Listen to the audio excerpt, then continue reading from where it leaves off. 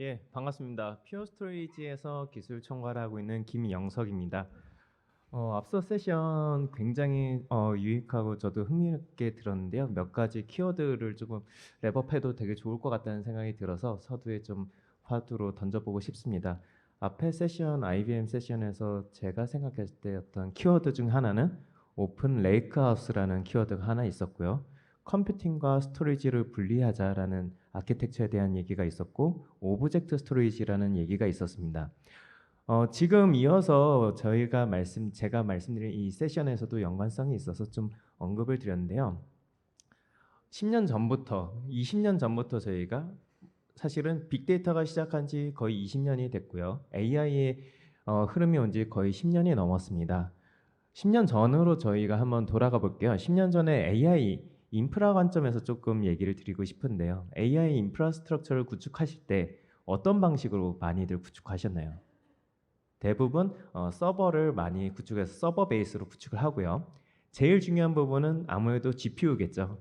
모든 인프라와 모든 AI 프로젝트에 가장 큰 비용이 들어간 게 바로 이 GPU 팜일 것입니다.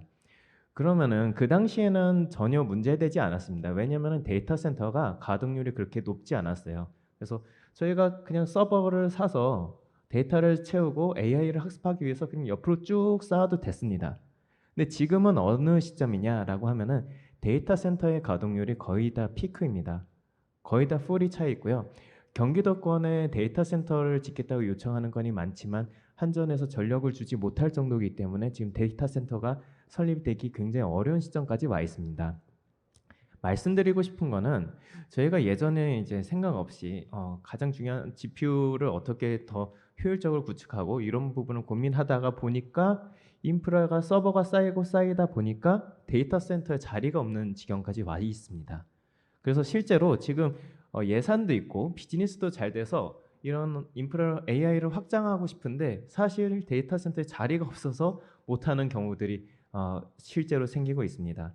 그래서 저는 오늘 이 세션에서 그러면은 앞으로 향후를 바라보았을 때 10년 이상의 인프라를 구축할 때 어떤 모습이 좀 더 효율적으로 우리가 AI 전문 인프라스트럭처를 구축할 수 있는가에 대해서 좀 말씀을 드리고자 합니다.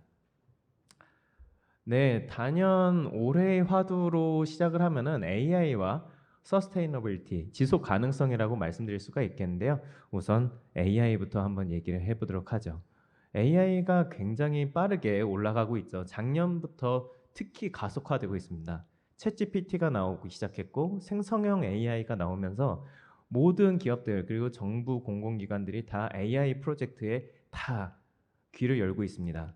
이렇게 AI 프로젝트를 할 때 기업들이 바라는 질문 중에 하나는 바로 이겁니다. 어떻게 하면 이 AI 분석을 통해서 운영 효율성 가져오고 비용을 절감할 수 있는가가 항상 C레벨의 탑 퀘션 3에 들어가고 있습니다. 이렇게 저희가 어떤 지금 이 챗 GPT와 LLM을 포함해서 챗봇을 만들고 셀프 서비스를 개발하고 거기에 사용자 경험을 넣어가지고 운영 효율성을 가져가고 있으면서요. 이런 AI를 빠르게 도입하려고 노력을 하고 있습니다. 실제로 AI가 정말로 급격하게 늘어나고 있느냐에 대해서 세 가지 장표를 세 가지 문구를 정리를 해봤습니다. 포비스에서는 2027년까지 4,070억 달러의 시장 규모가 될 것이다라고 얘기를 하고 있고요. 이거를 하나로 환산을 하면은 약 540조의 시장 규모입니다. 굉장히 큰 규모의 AI 시장이 열릴 것이다라는 얘기를 하는 거고요. 두 번째로는 이제 맥킨지에서 얘기했을 때 기업의 40%가 AI에 투자할 계획을 갖고 있다. 그리고 69% 이상이 하나 이상의 AI 프로젝트를 이미 진행하고 있다라고 답을 하고 있습니다. 이렇게 AI의 채택은 실질적으로 굉장히 사실은 다시 말할 필요도 없을 정도로 모든 분들이 지금 다 알고 계실 그런 흐름이라고 생각을 합니다. 자, 그러면은 한번 AI 파이프라인까지 조금 더 내려가서 얘기를 한번 해볼까요? AI 파이프라인이 굉장히 꼬불꼬불하게 그려져 있죠. 그리고 잘 알고 계시는 어플리케이션들이 있습니다. 카프카라든가 스파크라든가 뭐 텐서플로우 그리고 엘라스틱 서치도 있을 수 있겠죠. 이런 어플리케이션들이 요구하는 성능들이 다 각각 다릅니다. 보시는 것처럼 억세스 패턴이라든가 억세스 타입 그리고 파일 사이즈, 컨커런시 같은 부분들이 전부 요구하는 부분들이 다르기 때문에 저희는 어떻게 구축을 해왔냐 돌이켜 보면은 제일 많이 구축한 게 서버 베이스로 그때그때 맞는 클러스터를 구축을 하는 겁니다. 그래서 지금 도표에서 보시는 것처럼 크게 하나, 둘, 셋, 넷, 다섯 줄의 사일로가 생기게 되는 거죠. 근데 여기서 얘기 드리고 싶은 부분이 파이프가 다 연결되어 있다는 부분을 좀 주목해 주시기 바랍니다. 클러스터랑 인프라스트럭처는 다 사일로 방식으로 이렇게 나누어서 어플리케이션에 맞게 구축할 수가 있는데요. 파이프라인이 연결되어 있는 뭐가 있을까요?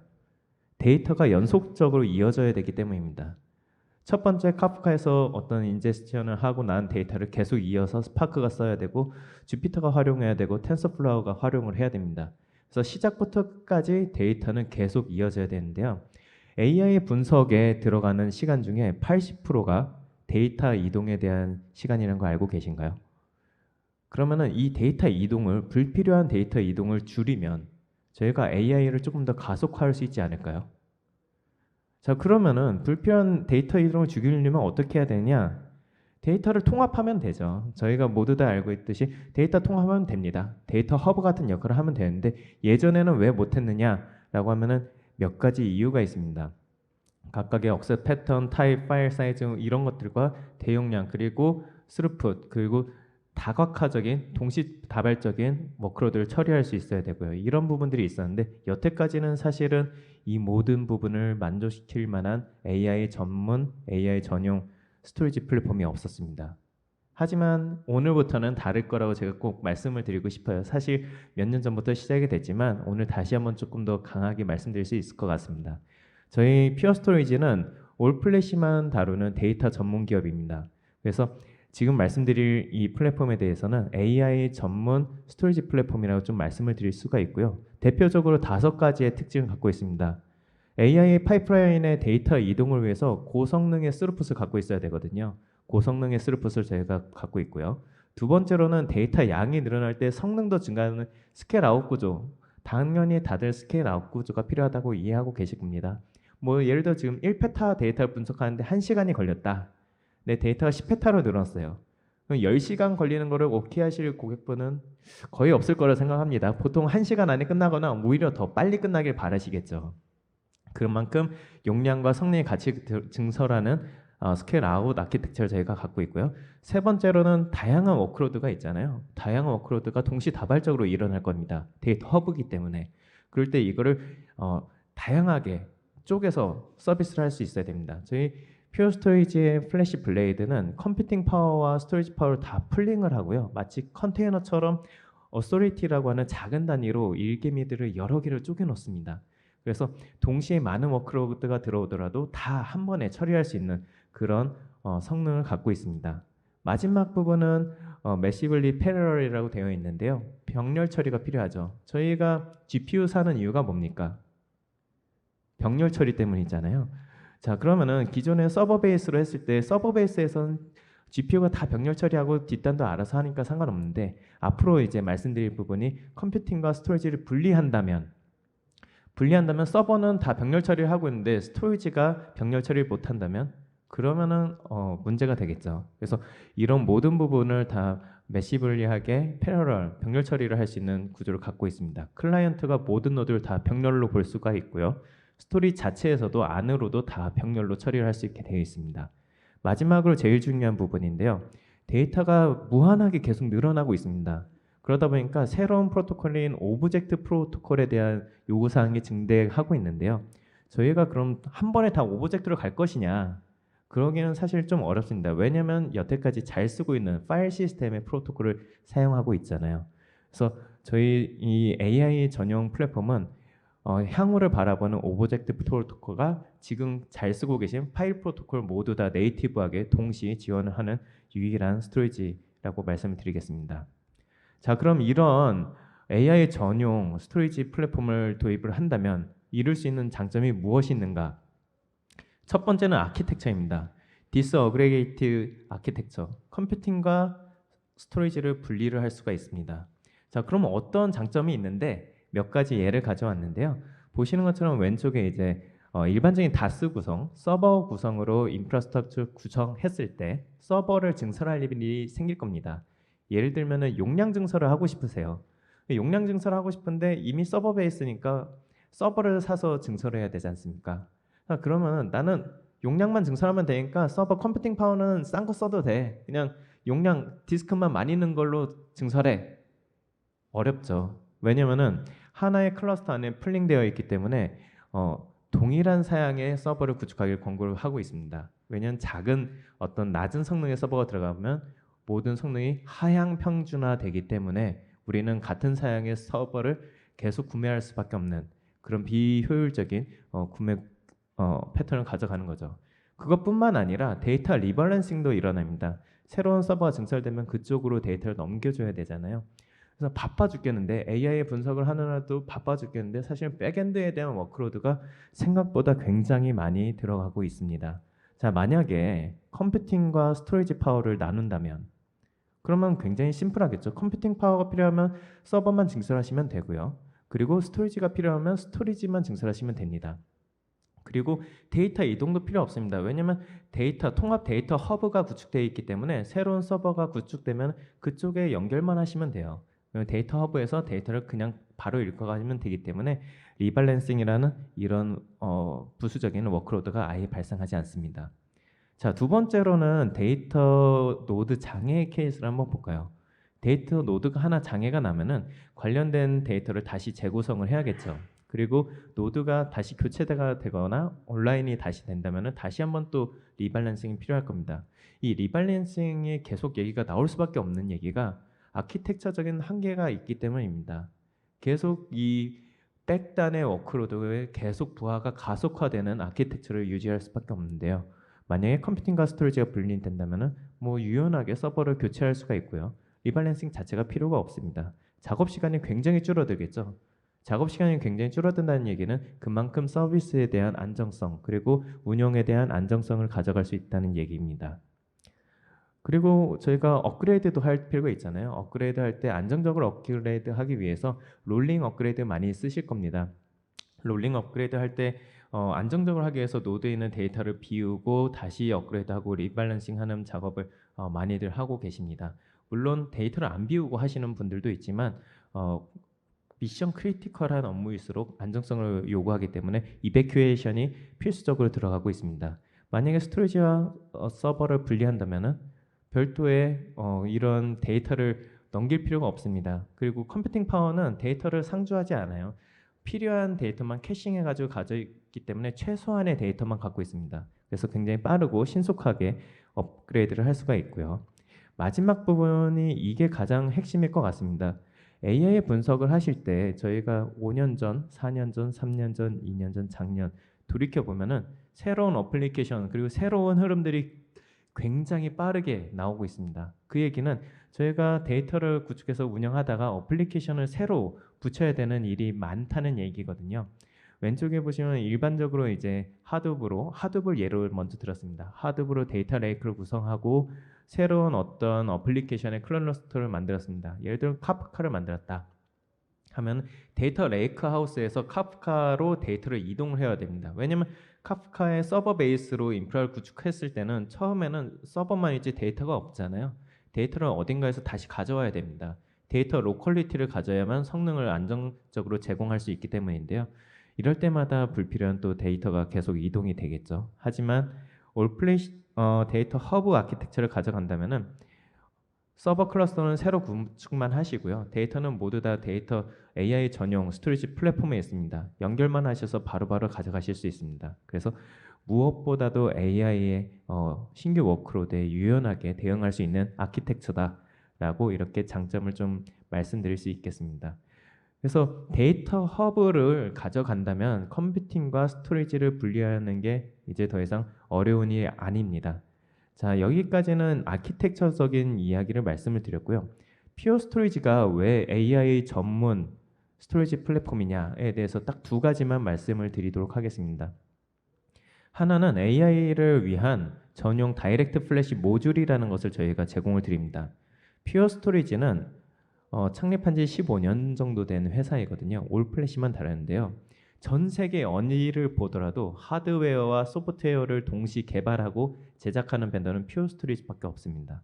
무슨 얘기냐면 저희도 옛날에는 SSD를 사서 썼었어요. 뭐 예를 들어 삼성이라든가 도시바라든가 이런 곳에서 SSD를 사서 썼는데 그러면 한계점이 몇 가지가 있습니다. 첫 번째는 저희가 제조사에서 SSD를 산다는 얘기는 그 제조사의 펌웨어가 SSD 칩셋에 들어가 있다는 얘기입니다.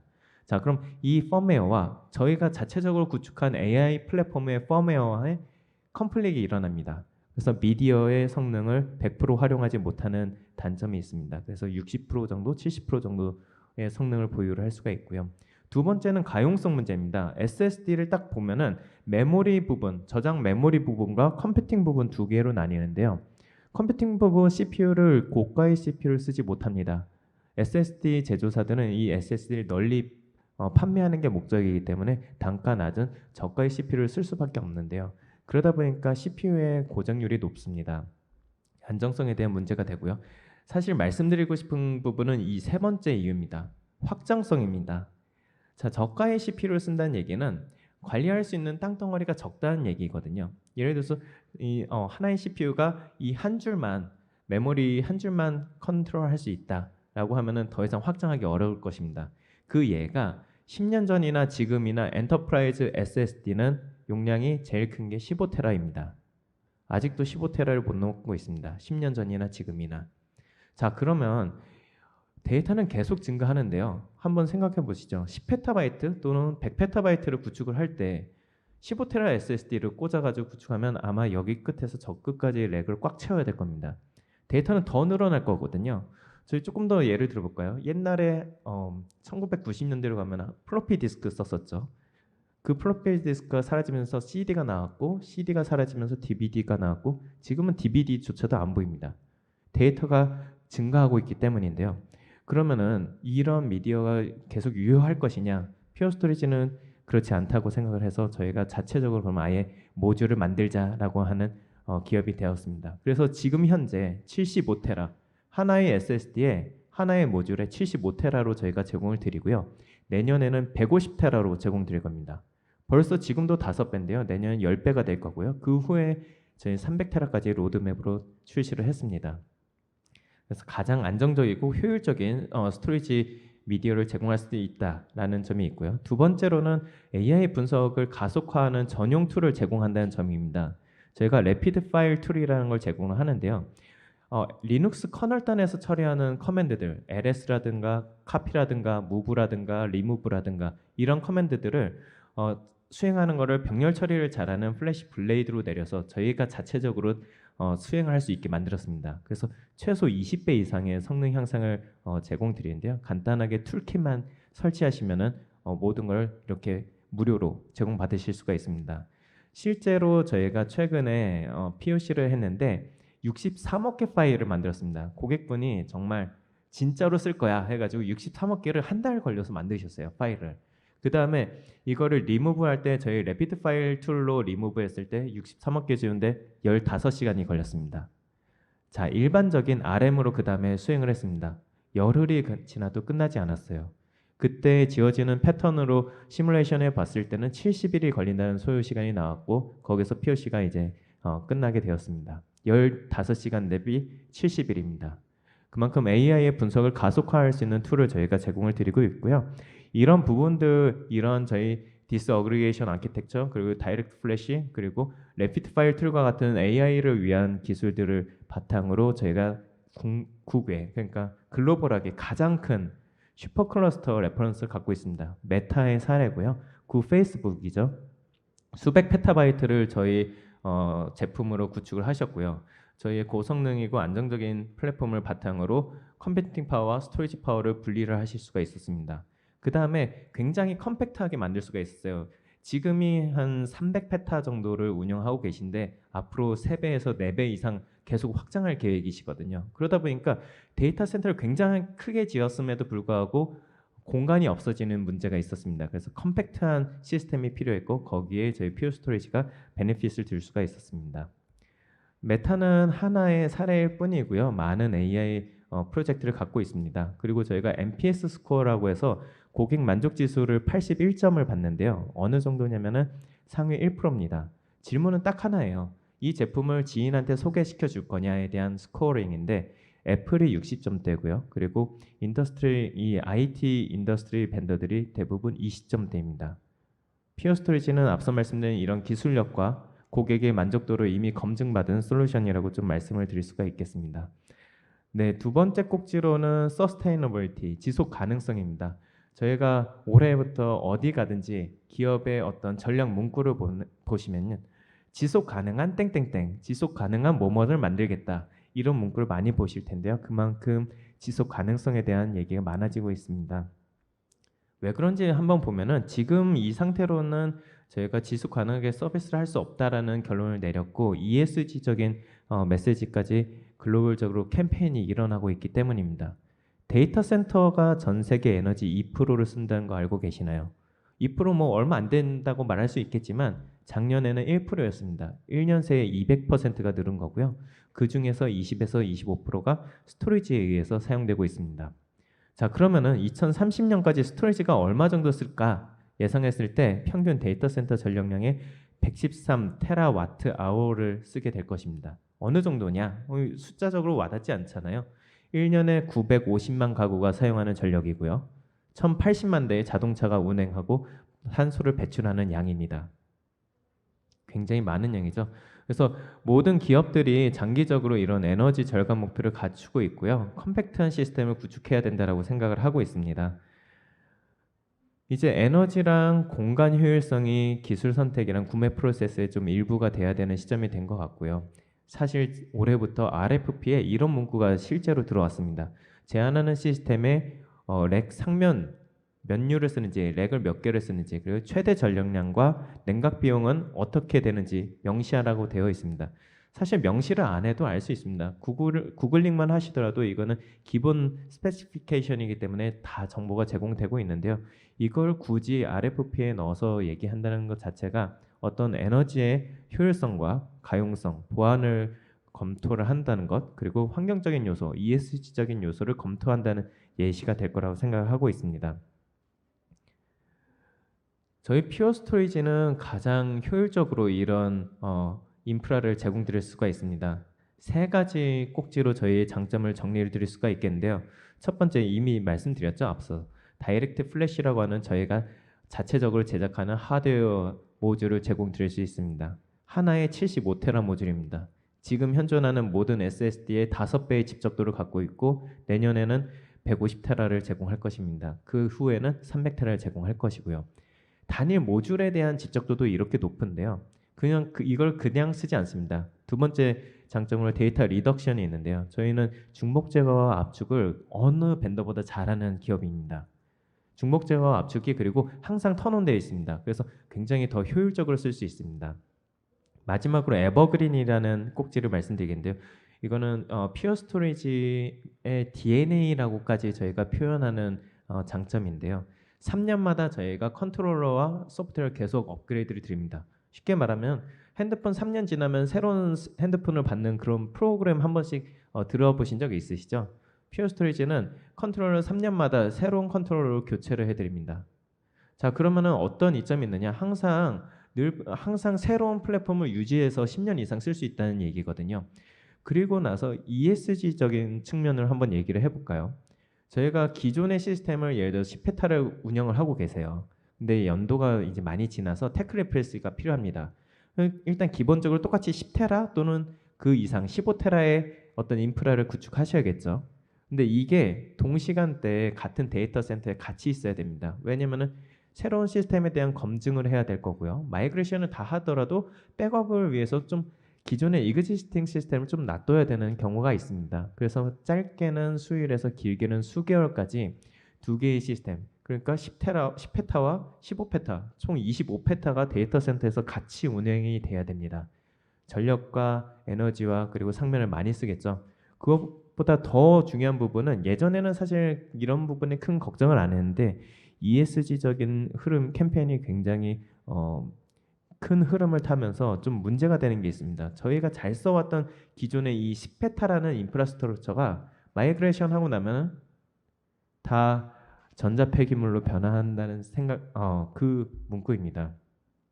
한 번도 생각해 본 적 없으실 텐데요. 실제로 한국은 2050년까지 탄소 배출을 제로로 하겠다고 선언을 했습니다. 불과 이제 20년 조금 더 남았네요. 그렇기 때문에 전자폐기물에 대한 규제도 점점 더 강화가 될 겁니다. 저희 에버그린 아키텍처를 쓰시면은 그냥 샤시 그대로 쓰시고요.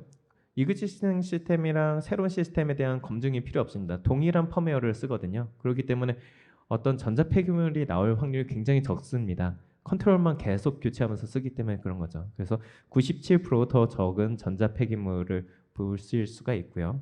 그리고 저희가 가장 컴팩트한 시스템을 구축할 수 있다고 했잖아요. 하나의 75테라의 이 다이렉트 플래시 모듈과 중복 제거 압축을 제일 잘한다고 했는데 다른 올 플래시 밴드하고 비교했을 때 85%더 적은 에너지 소비량을 저희가 제공드릴 수가 있습니다.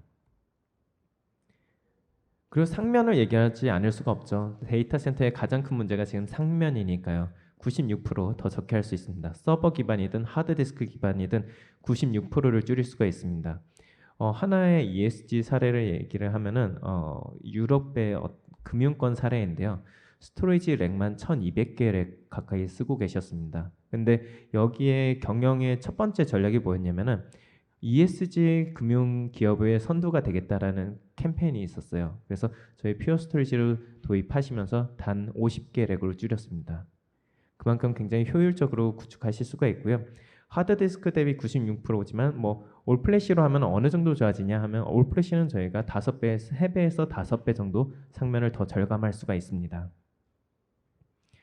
네, 길게 좀 달려온 것 같은데요. 마무리 장표입니다. 마지막 장표고요. 과연 저희가 딱 좋은 시점인 것 같아요. 10년 전부터 AI 인프라를 구축하면서 쭉 저희가 달려왔는데 지금 시점에서는 우리가 구축해왔던 인프라가 앞으로 10년 뒤에도 유효할까? 그리고 효율적인 게 맞나? 라는 퀘션 마크를 던질 딱 좋은 시점 같습니다. 데이터 센터는 한정돼 있고 이미 데이터 센터는 다 풀 차 있습니다. 지속 가능한 AI 플랫폼으로 비즈니스를 가족화할 수 있는데요. AI의 전문 스토리지 플랫폼을 도입하셔서 컴퓨팅과 스토리지를 분리를 하시고요. 그리고 효율적인 데이터 통합을 이룰 수가 있습니다. AI 가속화를 위한 저희 신기술들, 다이렉트 플래시라든가 래피드 파일이라든가 이런 기능들을 다 무상으로 제공받으실 수 있습니다. 그리고 가장 컴팩트한 시스템을 만들 수 있죠. 더 적은 상면, 더 적은 에너지, 더 적은 전자폐기물을 저희가 제공드릴 수가 있습니다. 지속 가능한 AI 플랫폼으로 비즈니스를 가속화하시길 바라면서요. 퓨어 스토리지가 같이 도와드리도록 하겠습니다. 네, 경청해 주셔서 감사합니다.